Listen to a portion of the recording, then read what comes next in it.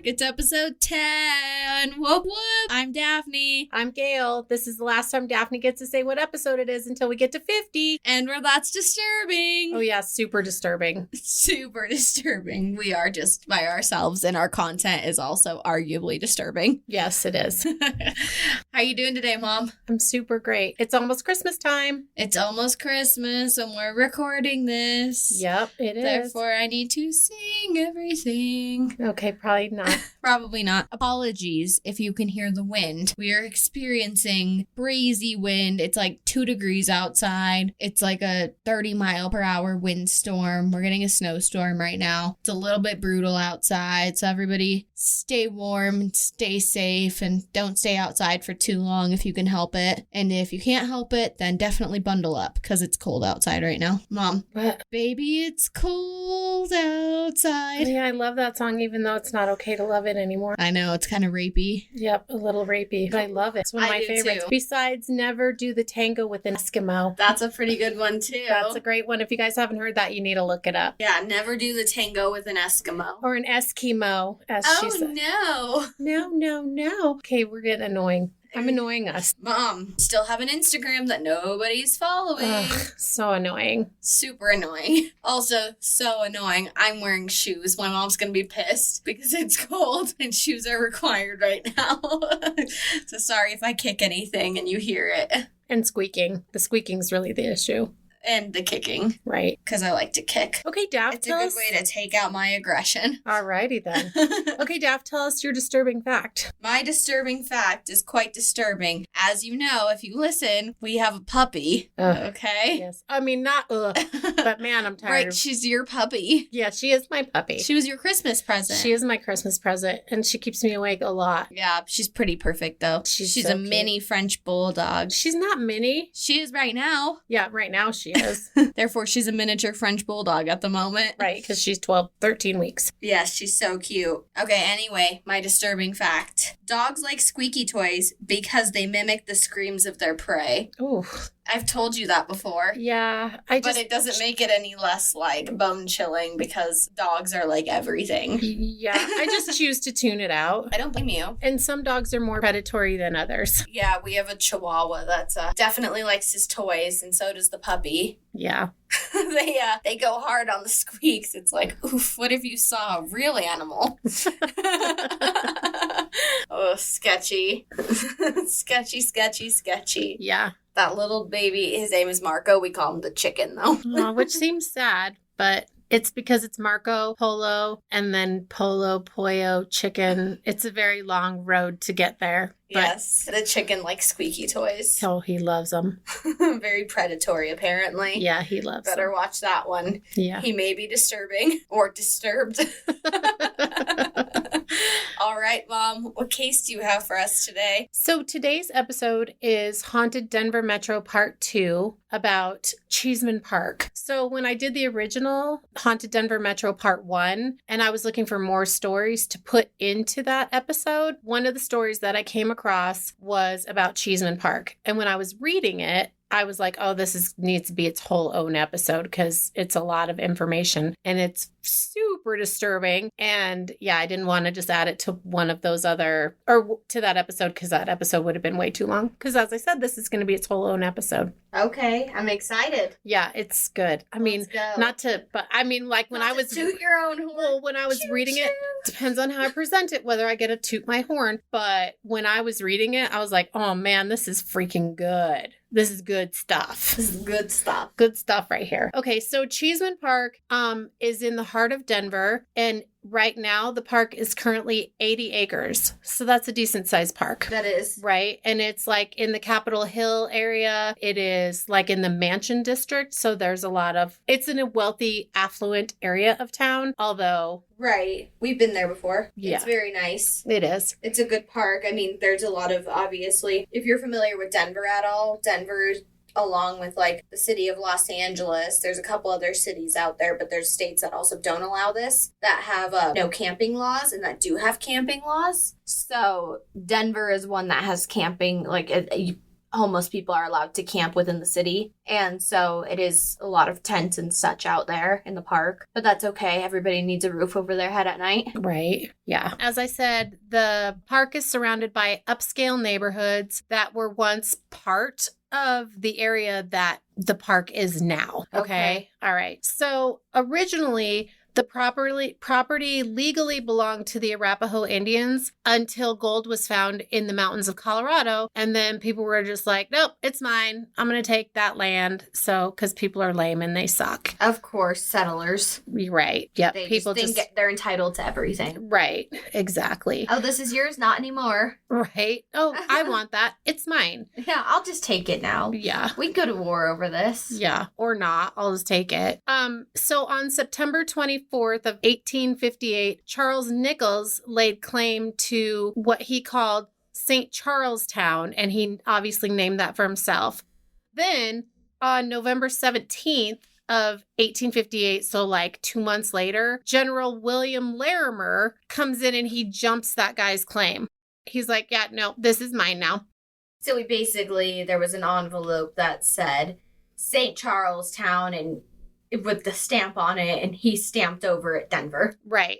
Yeah. So he took it and then he called it Denver. Okay. Right. And so William Larimer, we have a Larimer Square in Denver, so named for him, There's obviously. Like apartments there and restaurants and bars and shops. Yeah. And it's like a bougier kind of area to be eating in. And right. And it's not far from Cheesman Park. Right. Yeah, exactly.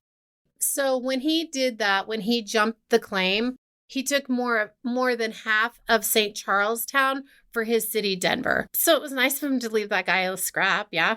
Yeah. Right? Exactly. Here's some of it for you. Yeah. And so a direct quote from the Denver History blog, it says, quote, Charles Nichols had a valid claim in writing from the Kansas territorial governor who promised the land for his son in the deal. General Larimer had McGaw? Yeah, I guess. General Larimer had William McGaw. I'm reading her notes. Swear that the land was abandoned, avoiding the serious accusation of claim jumping. So General Larimer has this other guy say, oh no, nobody's living there. And so, he wasn't going to get prosecuted for claim jumping. So, still in quotes here, one of Larimer's men followed Nichols home and threatened him with a rope and compromised a merger with Larimer. Each St. Charles Town member was given $250, which that's a ton of money in 1858, and shares in the Denver Town Company. And again, that's a direct quote. Here's a rope. I'm going to threaten you with it. Right. Okay, then. Yeah. Here's a rope. I'm going to give you rope burn. Yeah. Well, he was probably going to hang him. I'm going to give you rope burn around your neck. He was probably going to hang him if he didn't give it to him. I'm going to give you rope burn around your neck. Right. I'm going to give me this land. Yeah, give it to me. I'm entitled to this land. I'm going to hurt you with this rope. Well, and then again, he has some other guy come and be like, oh no, the land was abandoned. Like nobody was there. So technically he's not claim jumping, even though he was. Right. Yeah. So, but anyway, remember in the first place, the Arapaho Indians, it was their land. So, the short version of that is people suck. The thief gets stolen from. Yeah. Yeah, pretty much. So karma, maybe? Yeah. Yeah. Although, where's Larimer's karma? Well, originally, Larimer reserved 320 acres for what he was going to put as a cemetery, right? He was going to make a cemetery in the middle of Denver. And he reserved 320 acres for a cemetery. That's freaking huge, right? Yeah, that's a giant cemetery. So where this cemetery is now Cheesman Park, Congress Park, the outer lying neighborhoods of the original cemetery, and the Botanic Gardens, the Denver Botanic Gardens. Great. So when you go to the Botanic Gardens or this park, you're walking on dead bodies. Yep. That's great. Yeah. Way to give it up. Well, that's just kind of assumed. Right. So he intended for this. You guys should have seen my mom's face. She's like, what the fuck, Daphne? Right. Well, I mean, when you say that, it's like... Yeah, but listen to how this unfolds, right? I will. I'm listening. Okay, so he intended for this cemetery to be for the upper echelon of Denver society, and he called it Mount Prospect Cemetery. So the area is mostly flat with the exception of a hill, which was going to be reserved for the most affluent and influential people in Denver society, so they could look out over everybody else while they were dead or whatever, right? Is that still there? It depends on where it all got divided up, but I would say that that's probably close to like where the pavilion is, but we're going to get there. Okay, I'm just asking questions. No, you're fine. You're fine. And Don't so be mean to me. I'm not being mean. I'm just, let the story unfold, child. And the outside edge was reserved for paupers, criminals, and the middle class would be somewhere in between. Okay. Right. So the rich people are going to be up on the hill looking down on everyone else. The middle class are going to be in the middle, and then what they consider to be cemetery is like a caste system. Yeah. Exactly. Well, it's huge. It's 320 acres. Yeah. You can put a lot of damn bodies in 320 acres. Yeah, right? Definitely. So the first man that was actually buried in the cemetery was named Abraham Kay, and he died from a lung infection, and he was buried on March 20th of 1859. So pretty close to when all this started going down, right? Yeah. And according to urban legend, the first man who was buried in the cemetery was a man who was hanged for murder, which is a way cooler story than the lung infection, but it's not true. Okay. So history can't back that up. But history can back up who the first person was that was buried there because... Or at least knowingly, maybe somebody just dug up a spot and buried him there. Right. But I mean, as far as like official records go. Right. That makes sense. Okay. So the second person buried there was John Stoffel, and he was from Hungary, and he came to Denver to settle a dispute with his brother-in-law. And he just decided that he couldn't resolve the issue, and he shot his brother-in-law. Excellent. Right? So that's a good way to handle problems. It's definitely a quick solution. So we can't work this out. You're dead now. Right? Well, it's the Wild Wild West, you're to not be fair. Just dead to me. You're dead to the world now. Right? It's the Wild Wild West. Fuck her up, cowboy. To be fair. So... he shot his brother-in-law on April 7th of 1859. Again, I guess they couldn't resolve the issue, right? Right, obviously.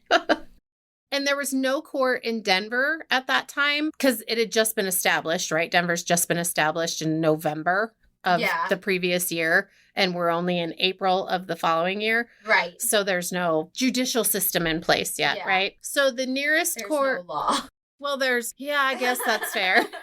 So the nearest court was in Leavenworth, Kansas. So a quote unquote people's court was established, and they convicted Stoffel of murder, and he was hanged on April 9th of 1959. So 2 days after he shot his brother-in-law. He's dead. He's also dead, right? And most people believed that he came to town to steal his brother-in-law's gold dust. And so I'm sure that that's what added to the swift justice, because he said it was a dispute, and they're like, yeah, you were just going to steal his gold. And and people didn't like that. And so both of the men's bodies were dumped into the same grave at the edge of the cemetery. Right? They rest together. Forever. Forever and ever. And so the cemetery started to fill up with criminals, vagrants, and paupers. And it started to be called the Old Boneyard, or Boot Hill, right? In March of 1860, a well-known professional gambler, which I guess they had those back then. We have them still. I was going to say, I think those are still around today. They are still around. Was gunned down outside of a saloon. The man was named Jack O'Neill, and he argued with a less credible gambler that they called Rooker. And O'Neill wanted to settle the argument with Bowie knives in the back room of the saloon, which I don't really know what that meant. And I tried to look it up, and I couldn't find it. So I don't know if they were going to like throw knives at each other or if they were going to have a knife fight or like, I don't, or they Get can over do here. I'm like, gonna slice you. or do like that axe thing where you throw them against the wall and whoever gets the target wins. I don't know. I could Yeah, not. that seems like a dangerous gamble. Yeah, I don't know. So Maybe again, they had like the spinning boards. well, and they were going to go into the back room, right? So they were trying not to bring other people into it, or at least that's what the O'Neill guy wanted to do, right? Yeah. And Rooker refused. So O'Neill started trash talking him all over town about his heritage and his family. So then Rooker gunned him down outside of the Western Saloon. Nice. Yep. So the Rocky Mountain... Wild West. Wild, Wild West. The Rocky Mountain News printed a story, and then the cemetery was given the nickname Jack O'Neill's Ranch because they printed the story about the Rooker guy and the confrontation and that whole thing. And so that's... So what happened to the Rooker guy? Or you don't know? Don't know. I'm assuming they probably hanged him and buried him because that's how... Jack O'Neill's Ranch. Right? Hopefully not with Jack O'Neill. Okay, so I have a question. I'm sorry. No, you're backwards. good. You're good. You're The good. first guy that was buried there, Mm-hmm. is he on the hill? Is he in the middle? Or is he in the outskirts? I'm assuming that he's in the outskirts because the first person that was buried there, they said was not like an affluent person. And Okay, so... But he wasn't a criminal either. No, he died from a lung infection. Or So, I guess we don't know if he was a criminal or not. He Yeah, just we didn't don't die know. from criminal affairs. right. He didn't die from criminal activity. Yeah. Yeah. Okay. So after this happens, the rich and influential people, they don't want to be buried there because they're like, Duh. this cemetery's for all the riffraff and we're not gonna do that. We don't Right. want to be buried there. So the cemetery became a place for... lay me with the disease. Right. How dare you? So the cemetery became a place for just criminals, poor people, and the diseased, as you said. I mean, Larimer's plans didn't work out as well as he thought they did. Nope. And I'm guessing it probably wasn't like today where he's selling plots to people. Unless maybe he was. Oh, I'm sure they did. But if you were poor, if you were like a criminal who was just getting buried or like a pauper that couldn't afford it, then you were just getting buried there and Larimer wasn't making any money. But I'm assuming to have those plots that were up on the hill, you'd be paying for that. Well, I mean, not like, I mean, of course you're paying for it, but like reserved. You know how today, like, people have family plots. Yeah, I bet Like they the did. last episode, I can't English. The last episode that we did, I left out this because I didn't think it was terribly important to include in the episode. Mm-hmm. But the cemetery that the Lawson family is buried in, Mm-hmm. those plots belong to somebody else in the town that they gave to the family because of like the terrible situation. Aw. Yeah. I feel like that was relevant. I just wasn't sure how relevant it was, but I read that's like a family plot, but it was given like can't English again. Those 7 spaces were given up because it was such a tragic event. Aw. So That- they could all be laid to rest together. Plus that family didn't have money to bury them. Yeah, exactly. Yeah. The son that was left alive. Yeah. The brothers and all that, they didn't have money to deal with it. Right. So Aw, that's really nice. that is, it's nice. I just didn't think it was terribly relevant to the story But now it becomes relevant. because of this episode. Yeah. Because we're talking about graves. Nice. So, after Larimer's plan didn't pan out like he wanted it to make all this money off of the cemetery, I think that's where he thought he was gonna like make his money, right? Yeah. And he's a general, and presumably he's a retired general if he's claim jumping and trying to figure out how he's gonna make money, right? Right. He's running the city. Right. Well, he wasn't running it. He just had the Means to find it. Or to found it. yes, Something. exactly. Not find it, but found it. Found it. Yeah, somebody else had already found it.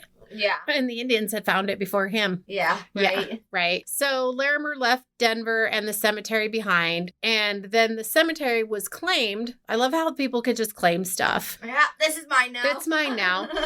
Was claimed by a cabinet maker named John Whaley, who was also an undertaker. So that's super convenient if you're going to What does take that mean? What's an undertaker? like a mortician. Oh, okay. Yeah, so that's relevant for his business. Yeah, it's super convenient if you're going to take over, if you're going to claim a cemetery, it helps that you're not only a cabinet maker because then you can make coffins, I'm assuming, and You're good with wood. right, and you're an undertaker. Yeah. So there we go. Yep, there we go. Yeah, it's all the shoe fits. Like the bow is perfectly tied in this case. Exactly. So according to records from 1866, there were at this time 626 people buried in the cemetery. And Whaley let the land fall into a really horrible state. The headstones were damaged, graves were vandalized, cattle were allowed to graze on the land. What? Right? I didn't know there were ever cattle in Denver, given just the way it looks now. Oh, yeah. Yeah. Well, it was a cow town. And Denver wasn't even the capital of Colorado. I know. It was Central City. I thought it was Golden. No, it was Central City. No. Originally, the capital was Central City. And then it was Golden. Mhm. And then it was Denver. Mm-hmm.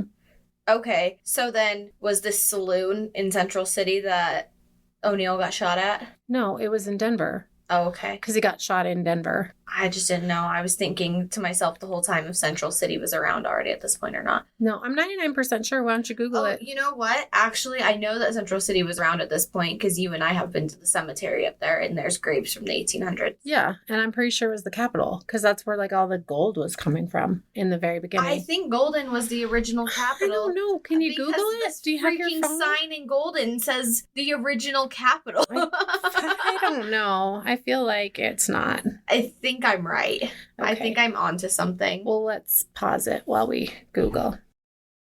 All right, well, we just took to Google and we were both wrong. It was Colorado City, which is way south of like Canyon City and Pueblo, which is really far down south. And then it was Golden. And then it was Denver. And then it was Denver City, and then it was Denver. Well, yeah, Denver City. And then Denver. Which it must have just got more narrow. Well, It became Denver. they just dropped the city off of it because it's a city. You don't It need is to a call city. it Denver City. Yeah, but Colorado City is still called Colorado City. Yeah, but that's because it's a freaking probably has a gas station and that's it.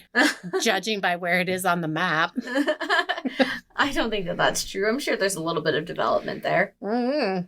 I never probably even not heard a of it lot. before. Probably not a lot, but at least a little bit. All right. Right. Sorry, you may carry on. with your No, story. you're good. You're good. And also, according to urban legend, homesteaders also began to live on the land / cemetery. Okay. Yeah. That's what I was looking for earlier. Not like settlers, but like homestead people. Yes. That's the words that I was looking for. Because I kept thinking in my head, I'm like, we know people who were homesteads of Colorado. We do. And they live in Red Feather. They were Red Feather homesteads. Yep. Which is a beautiful area. Homesteaders. Yep. Yes. That's the word. Okay. So then in 1872, the U.S. government determined that the cemetery was actually on federal land that had been deeded to the U.S. government in 1860 by a treaty with the Arapaho Indians. Sorry, I was pointing at Daphne. I was waiting for her to chime in. I was like, Larimer. Nope, not with Larimer, but with the Arapaho Indians. So it's kind of like poetic justice, right? That this one guy steals the land and then another guy steals the land from that guy. They both stole it from the Indians. And then the Indians give it to the U.S. government. They're like, hey, here's our land that they've already been run off of, right? Yeah. So then the government sold the land back to the city of Denver for $200. For $200? Uh-huh. Yet the other people were paid $250. And that was like a little bit earlier. So the money was worth even more, or it was worth less. Something like that. Inflation. Depends on inflation. Yeah. It depends on inflation. So then at that point, the cemetery became Denver City Cemetery. So then it's obviously going to be maintained by the city. However that looks at this point in time. Right. In 1860. So over the years, certain areas of the cemetery became designated for various religious groups, different organizations, and ethnic groups, such as the Oddfellows, the Society of Masons, Roman Catholics, Jewish people, the Grand Army of the Republic, which I have no idea. I was just about to ask you, WTF is that? I have no idea. So the other ones I could look up, like the Oddfellows, is like, it's a group of people, they call themselves the men or the fatherhood of God. And so they're just religious people They're a religious group. yeah, they're non-denominational. So Okay. they're, yeah. Anyway, far away, segregated from everybody else, there's a section for the Chinese because there were a lot of, which the Chinese part of it was near the paupers' graves. So the poor people that couldn't afford to pay to be buried at all, right? That's sad. It's sad. But that's, history of the world, actually. Segregation. Not just the United States, but worldwide. Right. And there was a pretty big Chinese population in Denver, Colorado, the whole state at that point in time, because they were responsible for building our railroads, which we all know from history, right? That the Chinese and the Irish pretty much were the ones that built our railroads. Right. All the railroads within the United States, or at least that traveled west. Right. So some parts of the cemetery were well maintained and other parts weren't very well maintained. So the parts that were like designated for certain areas, obviously those people came in and took care of them. And then the part that's maintained by the city isn't the not maintained part. Right. That makes sense. Yeah, exactly. We're doing it again. Right? Yeah. Yeah. Okay. So in 1875, 20 acres of the north side of the cemetery was sold to the Hebrew Burial Society. Okay. So now part of this is going to be for Jewish people. Well, and it already was, but the city sold it to them. Yeah. So the city was like, instead of it being like just these quarantined off or like quartered off, whatever the word is I'm looking for, segregated sections of the cemetery for this person, that person, whatever. Yeah. The city was like, hey, you guys have this, so we're going to actually sell it to you. Okay. Right? Huh. So, okay. And then in 1881, in quotes here, hospital was built just south of the Jewish cemetery. And it was really just a place for people with smallpox and probably tuberculosis. So contagious diseases, people that were really sick, elderly people, and handicapped people. And it was known as, in quotes again, the pest house. That's nice. It's super sad. And nice. People to call it the pest house. Right. Because they just put people there to die. Yeah, that's fucked. Right. I mean, I guess we still do that today again. Like, history repeats itself. Like, right. People go to nursing homes because it's the end, or hospice because it's the end. Yeah, but it doesn't mean their people don't care about them and just call them pests. That's why I said that this is really sad. Right. Is that they called it that. And, it's not like... Today, today we don't have the cure-all for everything, but it's like the way that people are treated with certain situations is different now. Yes, it is. Well, and it was back then too, but I'm assuming that these people were people that didn't really have people or didn't have money. Yeah. It all boils down to money. Always, right? Always. So most of the patients were just left there to die. And then behind the building, they just buried everybody who died in a big mass grave. Okay, so because you said it was probably tuberculosis, that's really like crazy to me. Well, I guess I understand why people would come here for the cure for tuberculosis, because just related back to the Denver thing, although it's not really Denver, the Stanley Hotel, that one of the brothers, he came here and founded the Stanley because he had tuberculosis. He was from somewhere on the East Coast, and he had tuberculosis, and he came here because he made him feel better. And that's why he decided to settle like up near the Stanley and build that as like a guest house for him and his friends, was because he felt better like in the mountains with the tuberculosis. Like it made his body physically feel better. Well, it's the dry air. So people that moved to the central part of the United States when they had tuberculosis, because tuberculosis consumption, wet lung. Oh. Yeah. So if the air is dry and not humid, it's easier for you to breathe. Okay, that makes sense. I didn't know that it was wet lung. Although people, it's a symptom of it. So is that, your lungs filled with fluid, they feel like they're heavy. Your lungs are heavy.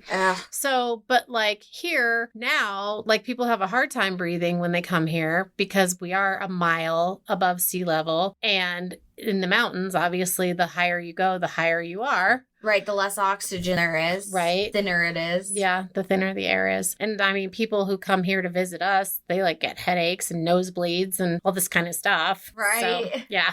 And also, I feel like burying people in a mass grave is not very kind and B, is not going to help stop the spread of any of these things. Well, I like how you just randomly circled back to that. You're like, hey, wait, did you say something about a mass grave? Yes, I did. As a matter of fact. It was on my brain. I just had to do all of my asides at once.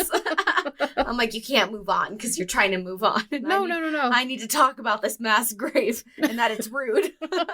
It is I have rude. no words other than it's rude. It is rude. Like, that's a shitty way to remember somebody in a mass grave. Well, again, that leads you to believe that these people were poor. Right, that they probably didn't have anything or any means to... Like, these people probably really, realistically, didn't even have a name that anybody, like, cared about. Well, at the end of the day. Right. They didn't have family. They didn't have people who cared about them and took care of them. Right. So that's why they wind up in this quote unquote hospital, the pest house, and then they're just left there to die, and then they get buried in a mass grave. It's so depressing. It's so sad. So sad. Yeah. History's kind of sad. Lots of it. I know. We need to go have a moment of silence by this mass grave, wherever it is. Well, there's a lot of them. Okay. So we're going to have lots of moments of silence. Right. So by the late 1880s, the cemetery was not really used anymore and had become like super rundown, right? Right. And as I said, in the beginning, it was supposed to be for the rich people. It was in a prestigious area of Denver. So the real estate developers wanted the cemetery turned into a park. Because they're like, hey, I can't keep selling houses to these rich people over here. And people aren't going to want to build and stuff in these, in this area if this freaking rundown cemetery with mass graves and broken headstones and cows grazing is here. So, we want to turn it into a park. So, a Colorado senator named Henry Teller. Is this like Teller's, one of my favorite restaurants? I would think so. Or the Teller House up in Central City. Oh. Back to Central City, right? We're circling this all around. We are. This is history. It's pretty interesting. And this is a morbid history, if you will. Yeah. Or disturbing history. Absolutely. Right? It's grim. Yeah. It's all the things. Yeah. So the senator, Henry Teller, persuaded the U.S. Congress to let the cemetery be turned into a park. And so on January 25th of 1890, Congress authorized the request. And as a thank you, Teller named it Congress Park. Were you 6 days old at that point? You're an asshole. No, I was not quite there yet. Okay. All right. Thanks for that. You're so welcome. God. I saw the need to brighten up everybody's days in that moment. Thanks. So families were given 90 days to remove the bodies of their loved ones from the cemetery. Oof. 90 days.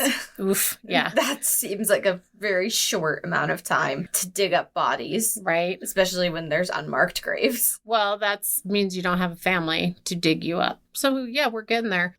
So those who had money to do it, did it. They got their families out. They buried them somewhere else. Many of the the Chinese families had their loved ones sent back to China to be buried. So that's kind of cool. That is kind of cool. Hopefully they made it since it was 1890. Yeah. Yeah. And then there was a huge Catholic section. So it was sold to the Archdiocese and it was named Mount Calvary Cemetery. That was trip over that word because it's not cavalry, it's cavalry. Cavalry. Yeah. It's not like the army. Yeah. So, right. Okay. So I've heard of that as well. That is still around. But it's not there. However, since the majority of the graves were criminals and poor people and diseased people, these bodies were never claimed. Right? So you want to go dig up a body tonight? Oh, no. But since we're getting there. Just a suggestion. So in 1893, the city of Denver contracted E.P. McGovern to remove the remains. He was supposed to put each body into a fresh, quote unquote, box and transport it to another cemetery. For each box, he would be paid $190, or not 100. He would be paid $1.90. So $1.90 per body. Per box. Okay. per box. So That he was putting a body in each box, right? So per body. Yes, per body. Okay. But it's the way the government was paying him was based on the box. Boxes. Yeah. So he's counting boxes, right? Which is the same as the bodies. Well, since they're placed is in it the though? boxes. Oh, that's where you're getting that. Oh, yeah. He didn't do it. Yeah. This place is in air quotes per box. So when the work began, there were reporters and just like random people like looky-loos just checking it out because they're like, oh my God, all these bodies are being dug up. Like, I'm going to check this out, right? Because that would be kind of a crazy scene. Yeah, absolutely. I wouldn't go. I wouldn't either. It would be kind of a crazy scene. I bet you'd see news coverage of it. Yeah, There'd be black boxes and blurs everywhere these days. Right. But it's only going to capture people's curiosity for so long, right? Yeah. So when people stopped watching, the dude got greedy. And so clearly he's like not a solid dude because what he did was start using child-sized caskets and he started hacking the bodies up because he's getting paid by the box, remember? So he sometimes used as many as 3 caskets for one body. Nice. That's fucked up. That is fucked up. Right? He's So super he's shady. putting 3 of these bodies into one box. No, he's putting one body into 3 boxes. I'm sorry. Opposite of what I said. Yeah. That's not Super cool. shitty. Not cool at all. Yeah, he's like, here's a leg, here's a torso. Right. And he's trying to make money and he's trying to do it quickly. So the workers are like, people are leaving, not working, and like he's just trying to get it done, right? And so body parts and bones and stuff are just strewn around everywhere because he's doing this and he doesn't really have a lot of people to help him. What a douche. Because they're like, yeah, you're super shady, dude. So grave robbers then took this opportunity to grab what they could. Yeah, absolutely. Right? Saw that one coming. Right? Saw that one coming from a mile away. So the Denver Republican heard about this shady stuff going on under McGovern's supervision and on March 19th, 1893 published an article titled, quote, "The Work of Ghouls." And a direct quote from the article reads as follows: "The line of desecrated graves at the southern boundary of the cemetery sickened and horrified everybody by the appearance they presented. Around the edges were piled broken coffins, rent and tattered shrouds of fragments of clothing that had been torn from the dead bodies. All were trampled to the ground by the footsteps of grave diggers like rejected junk." That's End quote. horrible. Yeah. That's so sad. Yeah. So fucked up. That's like, you just, you die. You obviously have no say in what happens to you after the fact. But it's like, I think it'd be nobody's wish to just be disposed of like garbage. Like, literally, you're as good as garbage. Right. Like, even our pets are taken better care of than that when they're dead. Yeah. It's super fucked up. It's so fucked up. Yeah. That's why I told you this is a good one, right? It is a good one, but it's so fucked up. So fucked up. So the health commissioner immediately began an investigation. And as a result of the investigation, Mayor Rogers, who's the mayor of Denver City at this time, terminated McGovern's contract. And then the city built a temporary fence around the property, but did zero cleanup. So just hid it, right? So they didn't fill in holes or they didn't fill in the exposed graves. They just hid it behind a fence. Great. Yep. And they never hired anyone to complete the removal of the graves. Huh. Mm-hmm. So in 1894, they began grading and leveling so that they could begin designing and building the park. And they were like, what's up with these bones? Yeah. Some of the graves weren't even filled in until 1902, but none of the remains, so none of the people that remained there were ever removed. They were just covered up. Great. Right? They planted shrubs and other greenery over the open spaces that like were still open in 1902 after it got shut down in 1893. Okay. Right? So that's a long time. That is a long time. Right? So there's obviously grave robbers coming through too and probably contributing to that open space. Right. So the park was completed in 1907. And again, I can't say this enough.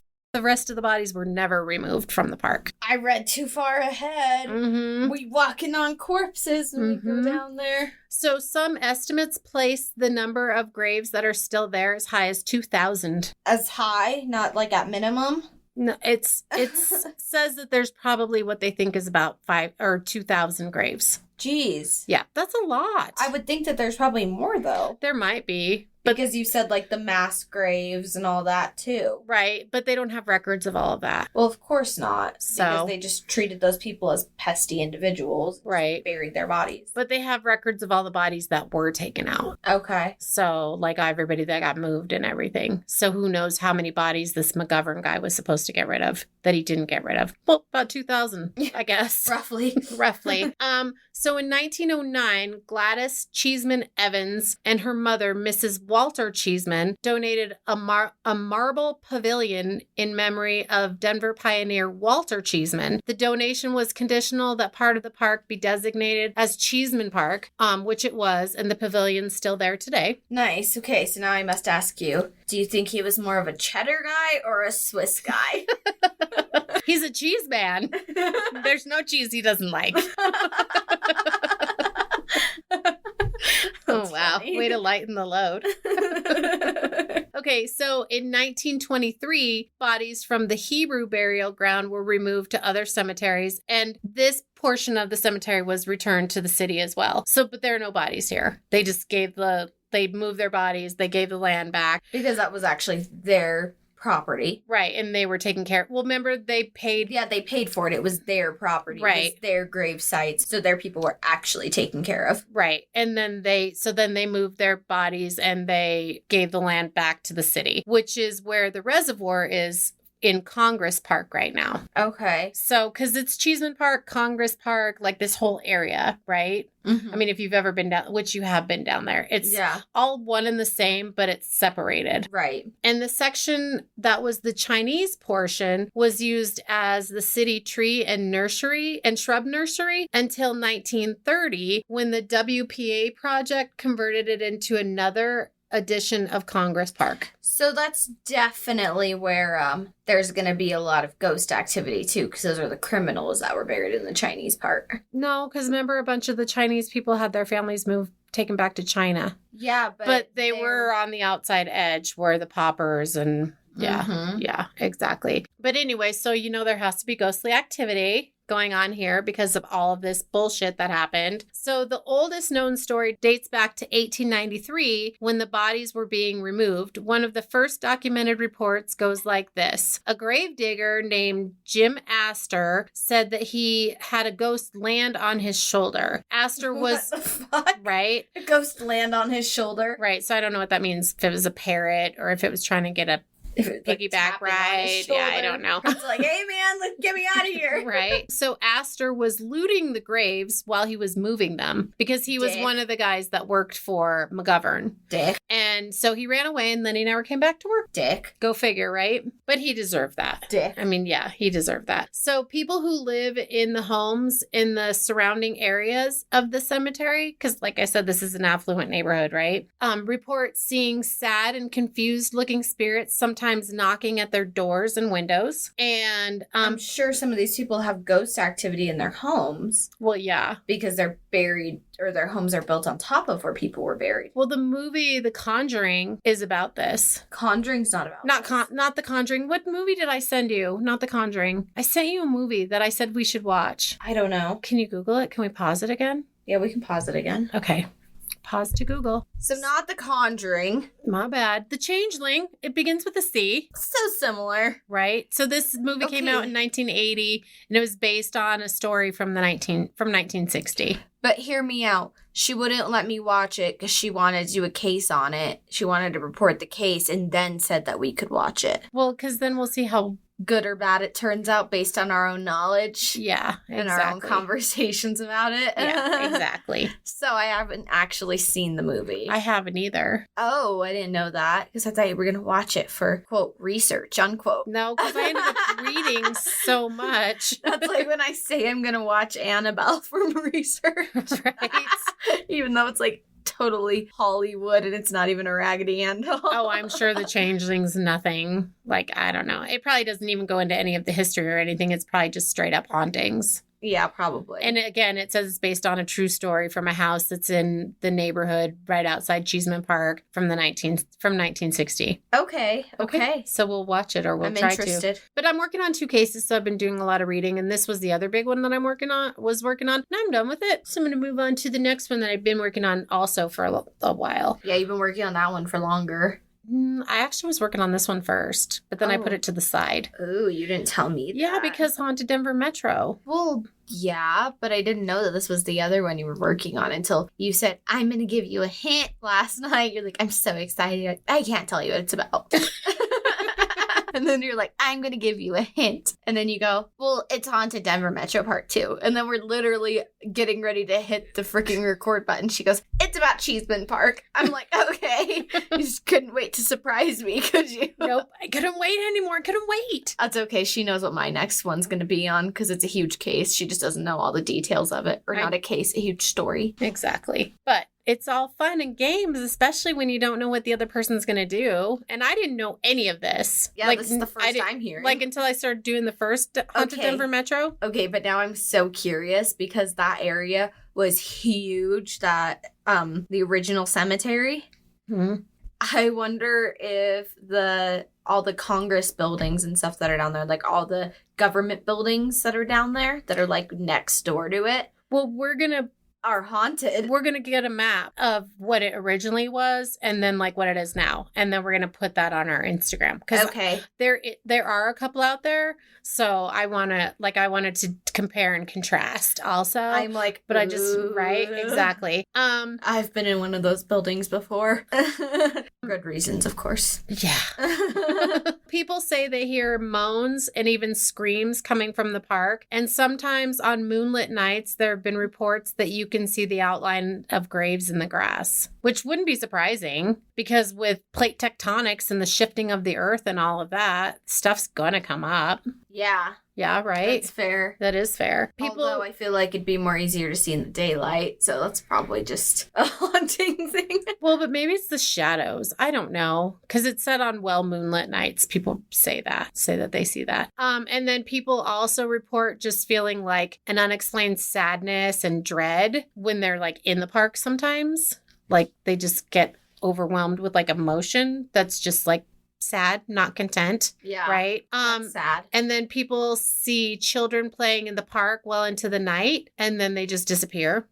They hear whispering voices, like a lot of them, like it's a crowd. Like some people say that it sounds like it's been up to like 100 voices that they've heard just whispering. And, you know, if there were 100 people there whispering, you would see them. Yeah. Right. And then there's also a report of a woman who sings to herself and then she just vanishes. Okay. So it's pretty trippy. And people also say that they sometimes laying in the grass feel like they're being held down by some unseen force and shadows and misty figures wandering around aimlessly. I'm waiting for you to. I'm just thinking about all this and like, I don't want to say I don't like it, but I don't like it. Like, I'm thinking about all this and I'm like, I knew what was coming when you were like, these graves. I'm like, I knew it was coming when you were like, things are built on top of this. Right. Because it's like, it's kind of inevitable, right? That even like when like proper cemeteries have to get moved. I mean, it sounds like the entirety of this, except for like the parts that were established and owned by their own segments,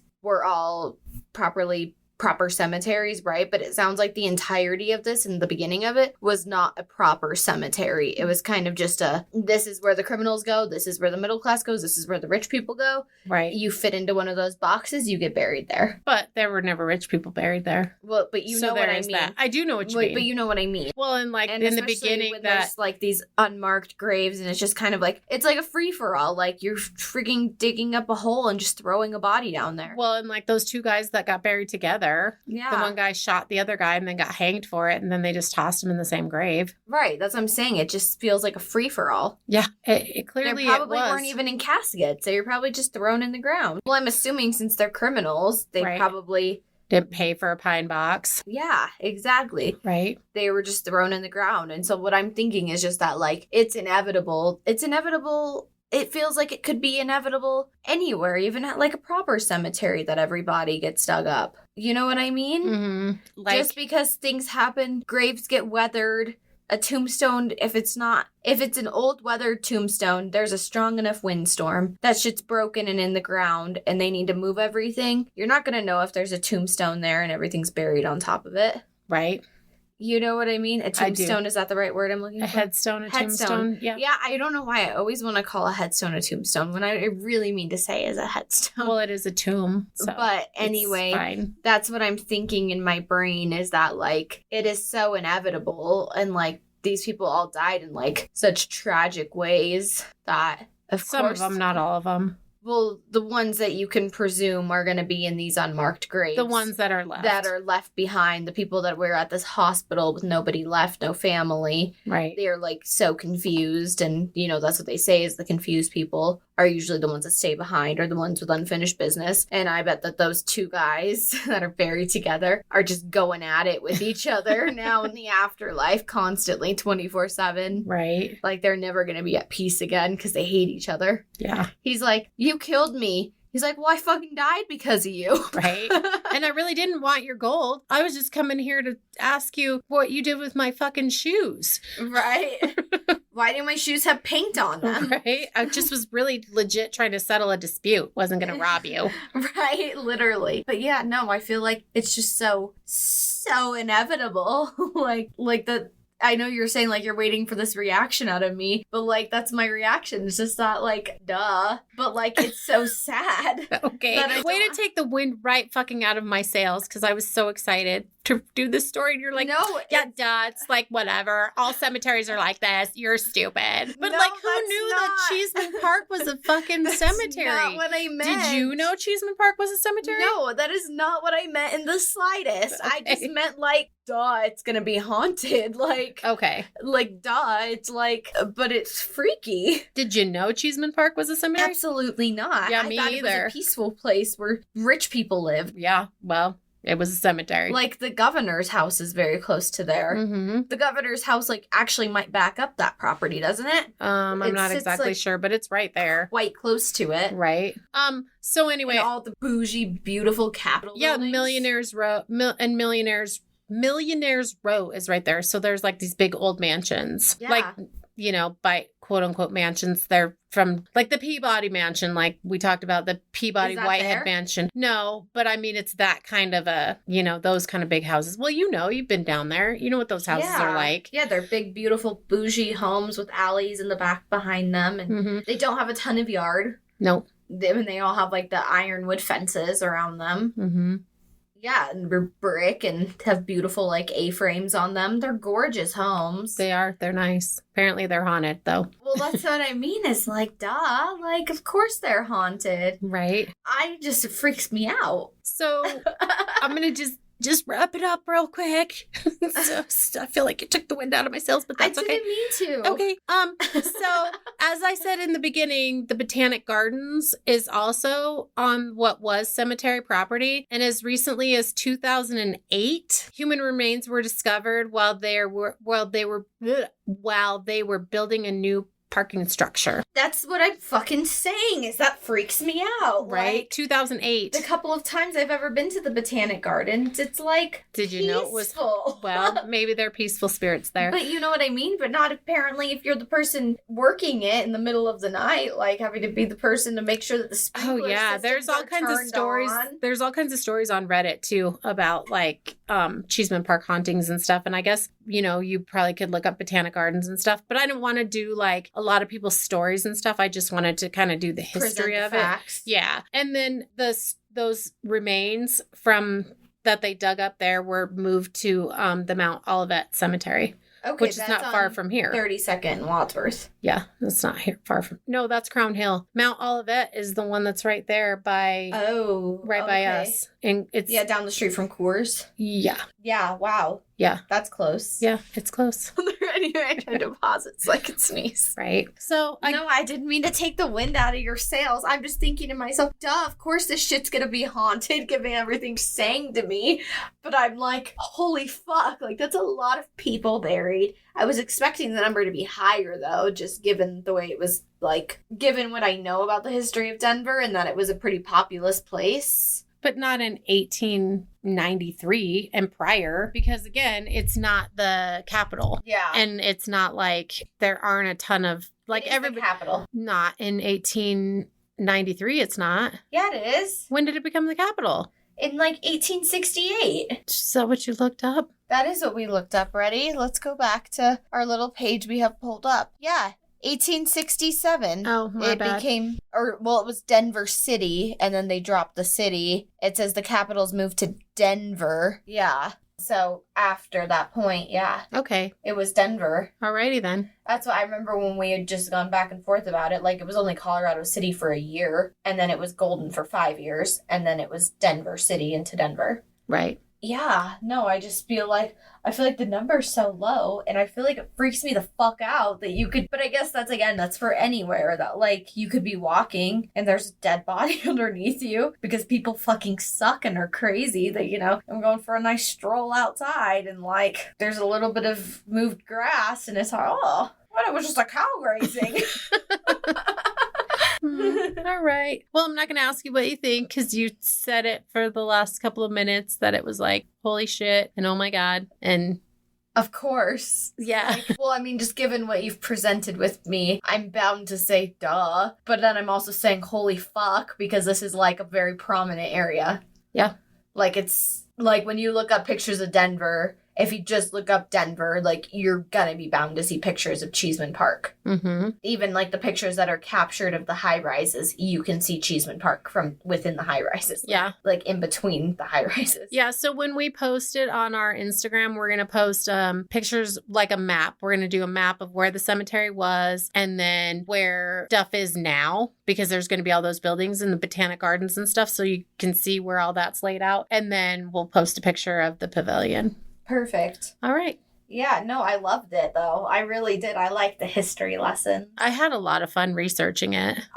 It makes me want to go walk in this place in moonlight. I know. And I'm Me like, too. can we Airbnb one of those old houses for a night? Yeah. When it's warm. Like, I want to go in the summer. Not tonight. Well, I didn't mean tonight, but I mean, like, in the summer when it's nice. Outside. Oh my gosh, it's like -5 now. The temperature's dropped so hardcore. Ew. Yeah. Gross. But anyway, no, I'm like, we should do that, and then we should report back. I have a proposition for you. Yeah. Next summer, you and I need to take a couple days and do, like, a field trip around Colorado and visit all of these locations. Like, we need to have a night at the Lumber Baron Inn and report back to the podcast, try and stay at, like, an Airbnb or VRBO or whatever one of these nights by Cheesman Park, and report back and go for a walk at night when it's warm outside around there, and Riverdale Road, and do all those things. Yeah. And report back and post pictures on the gram. Yeah, that'd be cool. That would. Yeah. A little mother-daughter night. Yeah, there you go. There you go. Yeah. No, I loved it. I think you did a good job. Okay, well, thank you. I appreciate that. I really enjoyed it. I think all of our listeners are going to enjoy it too. Hope and they're so. probably going to go, shut the fuck up, Daphne.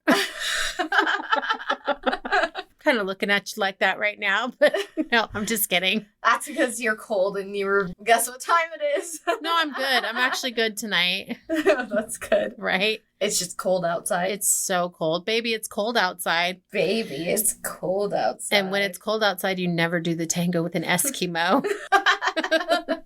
That's no. Oh, no. All right, well, stay safe and stay warm, everybody. Happy New Year. Yeah, Happy New Year. Take care. We'll see you in the new year. We'll see you in 2023. Woo! Bye.